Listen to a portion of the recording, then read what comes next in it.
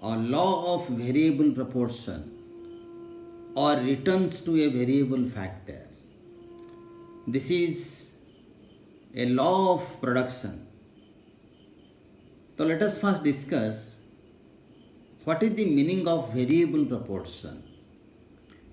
In this law, we will discuss about the change in total product when fixed factor will remain fixed and variable factor will increase. आप table में देख सकते हैं जो fixed factor है that is your land, जो variable factor है that is your labour. So the ratio between the fixed and variable factor is changing, is variable. तो पहले जो रेशियो है 1:0, then you see it is 1:1, then 1:2, 1:3, like this. So fix factor variable factor का जो ratio है वो variable है, इसीलिए the law is called as variable proportion. In this law we will study the change in behaviour of total product when fixed factor is constant and variable factor is increased. So this is a short run law. In the short run, in production process, जो fixed factor है वो constant रहेंगे. Only variable factor can be increased. Here also, fixed factor let it is land वो constant रहेगा, लेकिन variable factor let it is labor वो बढ़ेगा. तो लैंड को अगर कंस्टेंट रखेंगे, वेरिएबल फैक्टर को अगर बढ़ाएंगे, तो what is the behaviour of TP, what is the change in behaviour of TP, total product किस हिसाब से चेंज होगा, that is about the law of variable proportion. तो what is the statement of the law. Law क्या बता रहा है? Law बोल रहा है keeping fix factor constant, increasing the variable factor. First, TP increases at increasing rate. Then TP increases at diminishing rate. Then TP declines. So there are three stages. TP increases at increasing rate. Second में TP increases at diminishing rate. Third में TP declines. So the law is having three stages. पहला जो stage है TP increasing rate में बढ़ेगा.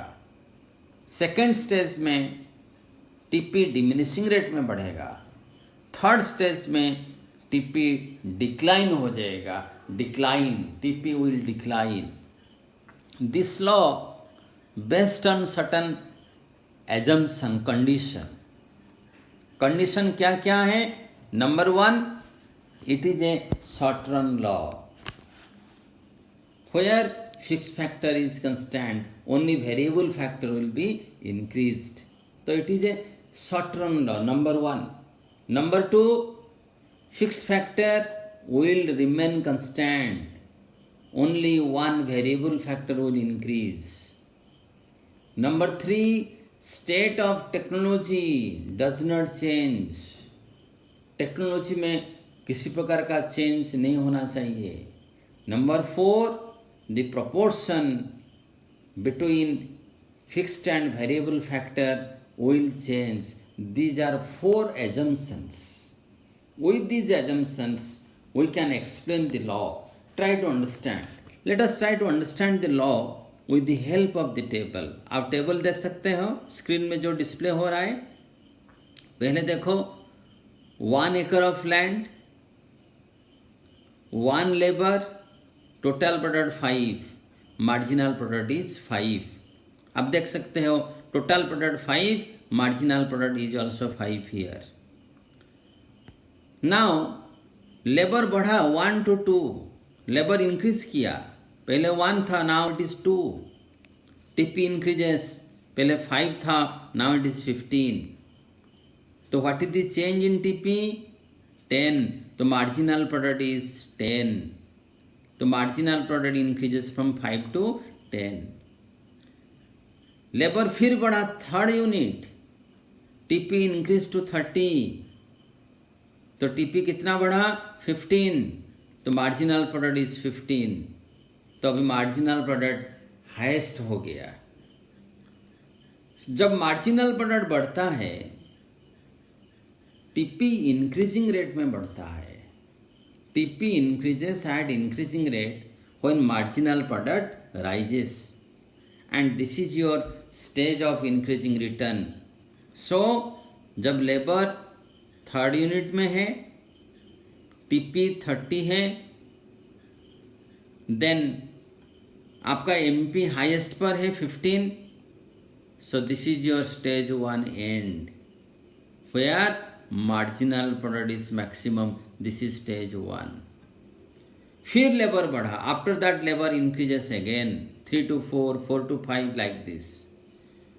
When unit of labor increase from 3 to 4, TP increases from 30 to 40. Marginal product कितना हुआ? 10. Again labour बढ़ा 5. TP rises from 40 to 45. Marginal product 5. Then labor increases to 6. TP rises, TP becomes 45, constant रहा. So marginal product is 0. This is the phase where the total product is maximum, 45 maximum. Marginal product is 0. This is your second stage end. यहाँ पर TP increases at a diminishing rate. जब TP diminishing rate में बढ़ेगा, MP क्या होगा? घट जाएगा. This is called stage of diminishing return. पहला जो स्टेज है जहाँ पर एमपी बढ़ रहा है, that is the stage of increasing return. Second stage, stage of diminishing return. Stage 2 will end where MP is 0. उसके बाद अगर लेबर को फिर बढ़ाएंगे 6 to 7, the total product will decline. Total product in the table you see decreases from 45 to 40, where the marginal product becomes -5. So we got 3 stages. Stage 1, Stage 2, Stage 3. Stage 1 में MP बढ़ रहा है. Stage 2 में MP घटा 0 हो गया. Third में MP becomes negative. So there are 3 stages of the law of stage of increasing return, stage of diminishing return, and stage of negative return.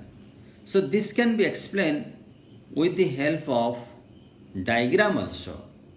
On the basis of the table, you can draw the diagram here. Here you see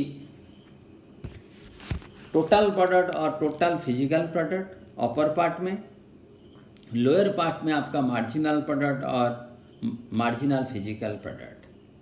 stage 1 में देखो, in stage 1 TP is rising. TP is rising at an increasing rate. तो marginal product क्या हो रहा है? You see marginal product is rising. Stage 1 में TP increasing rate में बढ़ेगा तो मार्जिनल प्रोडक्ट बढ़ेगा. स्टेज 2 में टीपी राइज कर रहे हैं, लेकिन मार्जिनल प्रोडक्ट क्या हो रहा है? Marginal product is falling. आप देखो मार्जिनल प्रोडक्ट को देखो, it is falling. Means TP is rising at a diminishing rate. This is called stage of diminishing return. जब TP is highest, maximum, TP is highest, MP becomes 0.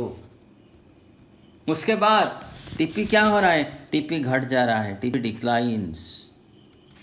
जब TP declines, the marginal product becomes negative, and it is called stage of negative return. तो stage 1, stage of increasing return. Stage 2, stage of diminishing return. Stage 3, stage of negative return. There are 3 stages of the law. Now let us see what are the causes of the three stages. Why this law, why these stages operate, why the law operates. Stage 1 में देखो cause increasing return. Stage 1 is your increasing return. इसमें already I told TP increases at increasing rate, then diminishing return, TP increases at diminishing rate. Third is negative return, जहाँ पर TP decline. There are 3 stages. Now let us see what are the reason. Stage 1 क्यों काम कर रहा है, operate कर रहा है. Production, total product increasing rate में क्यों बढ़ता है. This is due to better utilisation of fix factor. This is due to increase in efficiency of variable factor, individuality of factors. Then is your diminishing return का क्या reason है. Optimum combination of factor, एक point का बाद एक point जहां पर fix factor and variable factor का जो कॉम्बिनेशन है वो ऑप्टिमम है. प्रोडक्शन मैक्सिमम रेट में बढ़ रहा है.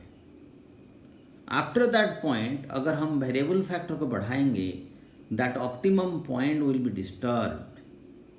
सो प्रोडक्शन क्या होगा, बढ़ेगा लेकिन धीरे धीरे बढ़ेगा. थर्ड वन, नेक्स्ट रीजन है इम्परफेक्ट सब्सटीट्यूट.